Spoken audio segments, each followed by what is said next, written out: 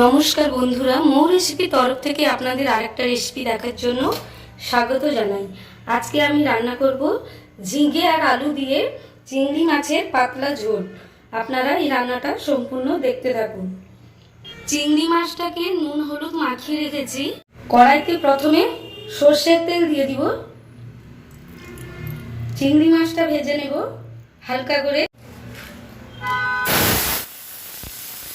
এই তরকারিটা এত সুন্দর খেতে হয়, এক থালা ভাত খেয়ে নেবেন আপনি। আমি দুজনের জন্য রান্না করছি, তাই অল্প সব কিছু নিয়েছি। চিংড়ি মাছটা আমার ফ্রাই হয়ে গেছে, আমি তুলে নেব। ওই তেলে আমি আলু একটা কেটে রেখেছি, ফ্রাই করে নেব। নুন দেব, সামান্য হলুদ দিব, এর সাথে ঝিঙেটাও দিয়ে দিব। ভালো করে নেড়ে নেব।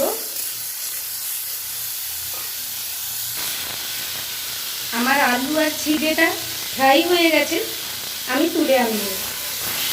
আমি কড়াইতে আর একটু তেল দিয়ে দেব একটা তেজপাতা, গোটা জিরে, চেরা কাঁচা লঙ্কা দিয়ে দিব, কুচিয়ে রাখা পেঁয়াজ দিয়ে দিব। পেঁয়াজটাকে লাল লাল করে ভেজে নেব। দিয়ে দেব কুচিয়ে রাখা টমেটো, দিয়ে দেব গ্রেট করা আদা,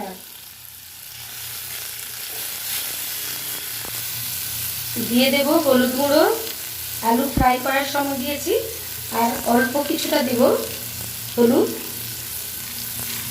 দিয়ে দেব লঙ্কা গুঁড়ো, আর দিয়ে দেব জিরে গুঁড়ো। ভালো করে কষিয়ে নেব মশলাটাকে কষিয়ে ঝিঙে আলু ফ্রাই করে রেখেছি আর চিংড়ি মাছটা যে ফ্রাই করে রেখেছিলাম সব কিছু দিয়ে দিলাম মশলাতে। ভালো করে কষিয়ে নেব। জলটা দিয়ে দিব।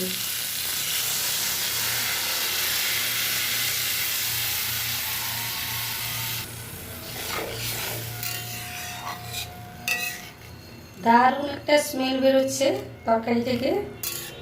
5 মিনিটের মতো ঢাকা দিয়ে ফুটিয়ে নেব তরকারিটা।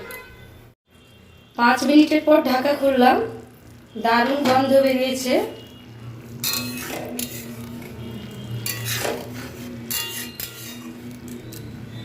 তরকারিটা আমার রেডি হয়ে গেছে।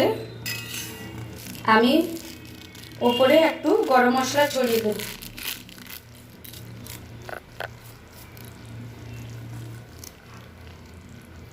রেডি হয়ে গেছে আমার ঝিঙে আলু দিয়ে চিংড়ি মাছের পাতলা ঝোল। বন্ধুরা, আমার এই রান্নাটি যদি ভালো লেগে থাকে তাহলে লাইক, কমেন্ট, শেয়ার করে দেবেন। আর নিত্য নতুন রেসিপি পাওয়ার জন্য আমার ইউটিউব চ্যানেলে সাবস্ক্রাইব করে দেবেন, আর ফেসবুকে আমার চ্যানেলটিকে ফলো করে দেবেন। ধন্যবাদ।